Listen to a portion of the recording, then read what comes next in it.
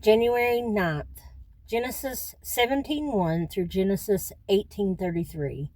When Abram was 99 years old, the Lord appeared to Abram and said to him, I am Almighty God.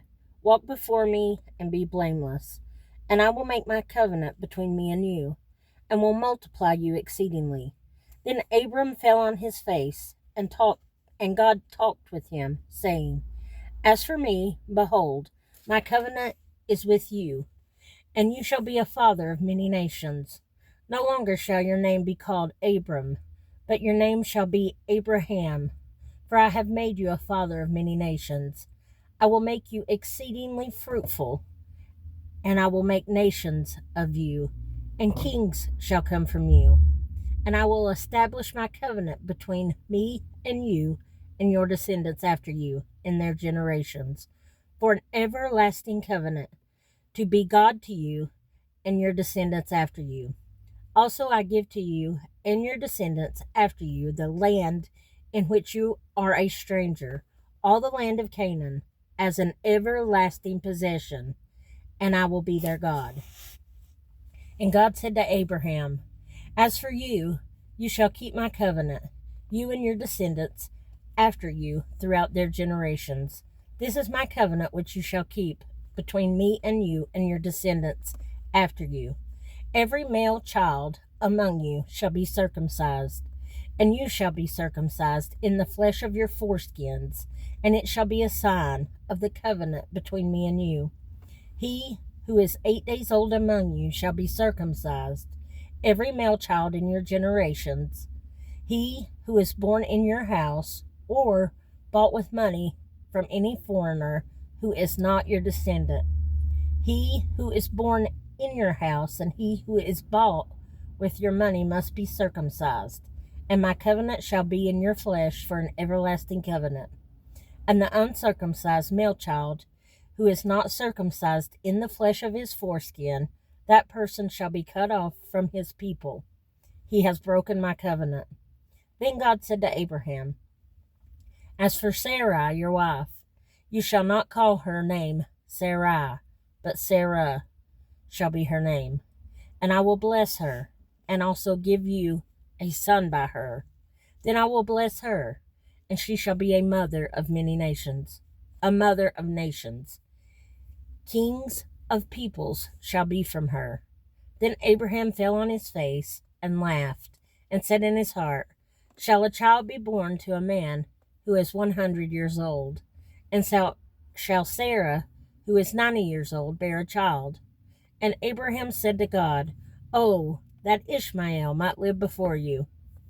Then God said, No, Sarah your wife shall bear you a son, and you shall call his name Isaac. I will establish my covenant with him for an everlasting covenant, and with his descendants after him. And as for Ishmael, I have heard you. Behold, I have blessed him, and will make him fruitful, and will multiply him exceedingly. He shall beget 12 princes, and I will make him a great nation. But my covenant I will establish with Isaac, whom Sarah shall bear to you at this set time next year. Then he finished talking with him, and God went up from Abraham. So Abraham took Ishmael his son, all who were born in his house, and all who were bought with his money, every male among the men of Abraham's house, and circumcised the flesh of their foreskins that very same day, as God had said to him. Abraham was 99 years old when he was circumcised in the flesh of his foreskin, and Ishmael his son was 13 years old when he was circumcised in the flesh of his foreskin. That very same day Abraham was circumcised, and his son Ishmael, and all the men of the house, born in the house, or bought with the money from a foreigner, were circumcised with him. Then the Lord appeared to him by the terebinth trees of Mamre, as he was sitting in the tent door in the heat of the day. So he lifted his eyes and looked, and behold, 3 men were standing by him.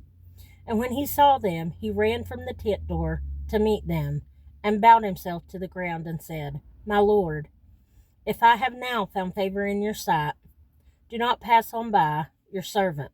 Please let a little water be brought, and wash your feet, and rest yourselves under the tree. And I will bring a morsel of bread, that you may refresh your hearts. After that you may pass by, insomuch as you have come to your servant. They said, Do as you have said. So Abraham hurried quickly into the tent to Sarah, and said, Quickly, make ready 3 measures of fine meal, knead it, and make cakes. And Abraham ran to the herd, took a tender and good calf, gave it to a young man, and he hastened to prepare it. So he took butter and milk and the calf which he had prepared, and set it before them. And he stood by them under the tree as they ate. Then they said to him, Where is Sarah your wife? So he said, Here, in the tent. And he said, I will certainly return to you according to the time of life, and behold, Sarah your wife shall have a son. Sarah was listening in the tent door, which was behind him. Now Abraham and Sarah were old, well advanced in age, and Sarah had passed the age of childbearing. Therefore Sarah laughed within herself, saying, After I have grown old, shall I have pleasure, my Lord, being old also? And the Lord said to Abraham, Why did Sarah laugh, saying, Shall I surely bear a child, since I am old? Is anything too hard for the Lord? At the appointed time I will return to you, according to the time of life, and Sarah shall have a son. But Sarah denied it, saying, I did not laugh, for she was afraid. And he said, No, but you did laugh. Then the men arose from there, and looked toward Sodom, and Abraham went with them to send them on the way. And the Lord said, Shall I hide from Abraham what I am doing? Since Abraham shall surely become a great and mighty nation, and all the nations of the earth shall be blessed in him. For I have known him, in order that he may command his children and his household after him, that they keep the way of the Lord, to do righteousness and justice, that the Lord may bring to Abraham what he has spoken to him. And the Lord said, Because the outcry against Sodom and Gomorrah is great, and because their sin is very grave, I will go down now, and see whether they have done altogether according to the outcry against it that has come to me. And if not, I will know. Then the men turned away from there and went toward Sodom. But Abraham still stood before the Lord. And Abraham came near and said, Would you also destroy the righteous with the wicked? Suppose there were 50 righteous within the city. Would you also destroy the place and not spare it for the 50 righteous that were in it? Far be it from you to do such a thing as this, to slay the righteous with the wicked, so that the righteous should be as the wicked. Far be it from you. Shall not the judge of the whole earth do right? So the Lord said, If I find in Sodom 50 righteous within the city, then I will spare all the place for their sakes. Then Abraham answered and said, Indeed now, I, who am but dust and ashes, have taken it upon myself to speak to the Lord. Suppose there were 5 less than the 50 righteous. Would you destroy all of the city for lack of 5? So he said, If I find there 45, I will not destroy it. And he spoke to him yet again and said, Suppose there should be 40 found there. So he said, I will not do it for the sake of 40. Then he said, Let not the Lord be angry, and I will speak. Suppose 30 should be found there. So he said, I will not do it if I find 30 there. And he said, Indeed now, I have taken it upon myself to speak to the Lord. Suppose 20 should be found there. So he said, I will not destroy it for the sake of the 20.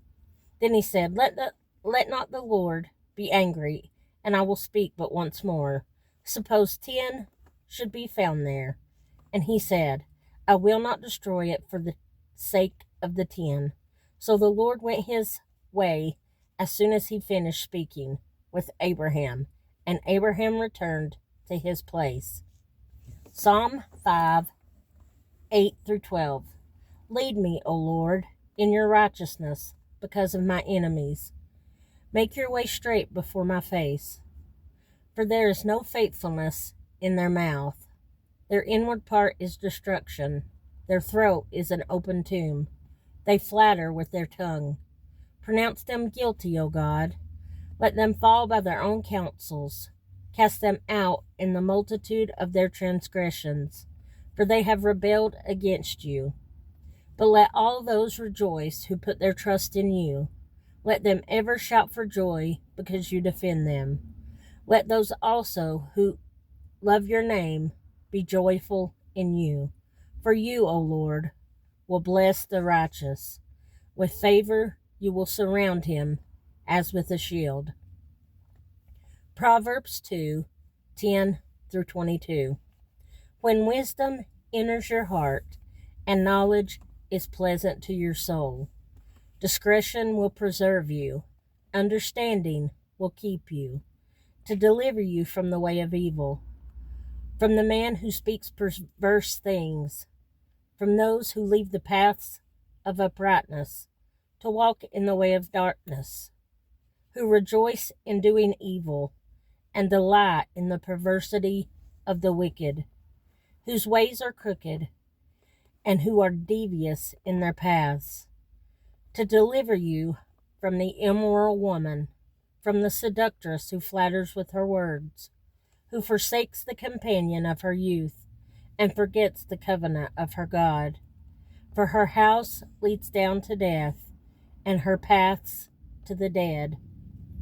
None who go to her return, nor do they regain the paths of life. So you may walk in the way of goodness, and keep to the paths of righteousness. For the upright will dwell in the land, and the blameless will remain in it. But the wicked will be cut off from the earth, and the unfaithful will be uprooted from it. Matthew 7, 1 through 29. Judge not that you be not judged, for with what judgment you judge, you will be judged. And with the measure you use, it will be measured back to you. And why do you look at the speck in your brother's eye, but do not consider the plank in your own eye? Or how can you say to your brother, let's remove the speck from your eye, and look, a plank is in your own eye? Hypocrite! First, remove the plank from your own eye, and then you will see clearly to remove the speck from your brother's eye. Do not give what is holy to the dogs, nor cast your pearls before swine, lest they trample them under their feet, and turn and tear you in pieces. Ask, and it will be given to you. Seek, and you will find. Knock, and it will be opened to you. For everyone who asks receives, and he who seeks finds, and to him who knocks it will be opened. Or what man is there among you who, if his son asks for bread, will give him a stone? Or if he asks for a fish, will he give him a serpent? If you then, being evil, know how to give good gifts to your children, how much more will your Father who is in heaven give good things to those who ask him? Therefore, whatever you want men to do to you, do also to them, for this is the law and the prophets. Enter by the narrow gate, for wide is the gate and broad is the way that leads to destruction, and there are many who go in by it. Because narrow is the gate and difficult is the way which leads to life, and there are few who find it. Beware of false prophets, who come to you in sheep's clothing, but inwardly they are ravenous wolves. You will know them by their fruits. Do men gather grapes from thorn bushes or figs from thistles?